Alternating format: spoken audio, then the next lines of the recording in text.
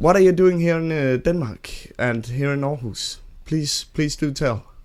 Well, we are just finishing our mini tour, which was organized by SOPA, Sounds of Perpetual Astonishment, our great label. And who is as well? That means Lars. That means Lars, who is here in the studio corner as well, filming. The manager with the fat cigar. The manager. Yes. He's the manager with a fat cigar. Yeah. I'm the manager. Well, he is your label manager. Or what? He is. Okay. Yeah, exactly. And and we played in Café Vestergaard and in Café Vestergaard. Café Vestergaard.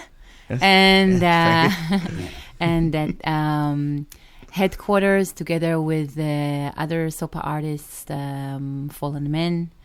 And we played in Copenhagen, where we supported the new darlings hymns from Nineveh. Yes. And what darlings they were. Yes, indeed. And and we also played in Route 66. We did a little in-store thing. Yeah. That was both gigs were Saturday in Copenhagen. Yeah, exactly. It's funny. We're doing like a post promotion. So if anybody can now go back in time, come to the gigs. Please, if you can't, come and see us. Yeah.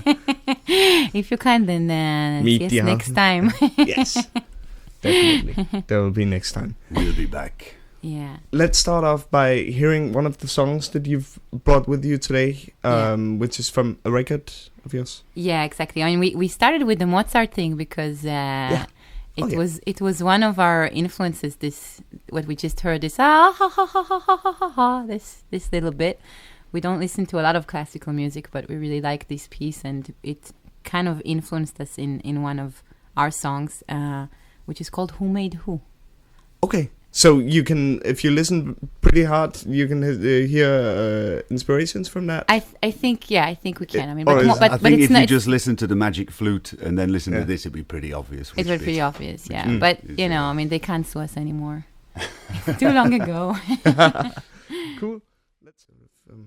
That's right. We met in a Berlin bookshop. Yeah. Yes. Very strange. At a Halloween party, in fact. Okay. So, cool. Tell me a bit about that, if there is anything more to tell. Yes, that's about it. No, it was a very strange Halloween party. I mean, one of the strangest. Halloween is always a bit strange if it's good, but it was a bookshop that has some sort of a bohemian club in it, and I used to go there and buy books, but I never got invited. I knew that something was going on, and then just on the day of Halloween, the owner said, "By the way, you can come tonight to the party." Yeah. And then I was there, and John also was there for the first time. Then we started talking, and then many months later, I mean, we're just friends. We saw each other at that book club, and then many months later, when I needed a new guitar player because of various reasons. So I thought, there's this guy. Together. Yes. Well, I was a replacement at first, but then I thought, we've got to change this, Yeah. I no longer look at him as a replacement. But the funny thing is that we are called Sister Chain and Brother John, but it is... My stage name was Sister Chain, and his stage name was Brother John. It was a coincidence that it just fitted so well. With the sister and brother thing. Yeah. Okay, so you were in your old band. Yeah, he was Brother John. Yeah, in his old band, and I was Sister Chain, my old band. So it's just we put it together, and that's how we became from Sister Chain and Brother John to Sister Chain and Brother John. How do you write your songs together? Because they sound.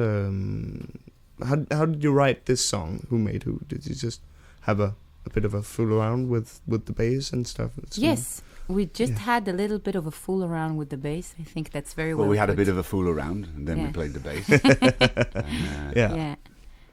And some songs, I mean, it's either works like that, or sometimes I get a song in my head that normally sounds like a musical or something, like with a full orchestra, and then I come to John, and then he says, "Okay, we will do it on the bass," and that's the arrangement for the bass. Yeah, where's my violins? Yeah. Oh, do you ever go that? But cool. Yeah. Does it start off with what about the lyrics? Is it a lyrical idea or is it purely musical? For me, lyrics are very, very important. Yeah. So if I don't have good lyrics or lyrics that I think are good, then I can't improvise at all. So sometimes we would have the idea for the lyrics and we'd kind of bake them along the way, or sometimes it would be something like a finished poem that we would compose. And then you put it to music. Okay. More or less, I'd say. More or less. You like to start with the lyrics. Yeah. And I like to start with the music. And somehow... Like in every happy partnership, we meet in the middle. You meet in the middle. Cool. Yeah. Tell me about the next song. Well, you spoke about lyrics, so there is one song of ours that was not influenced by anybody in particular, but there is a quote there from a PJ Harvey song. So I thought maybe we would play that PJ Harvey song and then play the song that quotes it. Cool. And the thing is like that it's nice to see that people are real PJ Harvey fans. So they say they know it because in the song it just says, I put number 5 on repeat, and that number 5 is the number 5 from this record by PJ Harvey. So let's thought maybe we could listen to that PJ Harvey track number 5 from the album To Bring You My Love. Yes. So we're back here in the studio after 2 in a row. First up we had Teclo by PJ Harvey with the quote that you've quoted in your song. Right on his... Let me ride on his grace for a while. On his grace. I thought it said... she said gravestone. I thought she was being really sort of... Gothic. Gothic, and I've seen let me ride on your gravestone. So it's grace. Almost. It was grace, yes. And then we had Let Me Ride from... from your album, Sister Jane and Brother John, Darkness to Warm Your Heart. Exactly. Yes, and you have a bit of that darkness and this whole gothic thing about you as well. Is that in... We have agreed that we have a gothic appeal. A gothic appeal, yes. Because personally we don't listen to a lot of goth music at home, but there is this thing that the gothic genre I think is very broad. It's like everything that's kind of black and theatrical. What is goth? It can be from Sisters of Mercy to Bauhaus to Susie and the Banshees. So if you look at it broadly, then I'd say we have that a bit. But if you call an album Darkness to Warm Your Heart and you're dressed with Victorian clothes, so you're bound to attract some of the goth audience, and everybody's welcome. Yeah, exactly. We exclude nobody.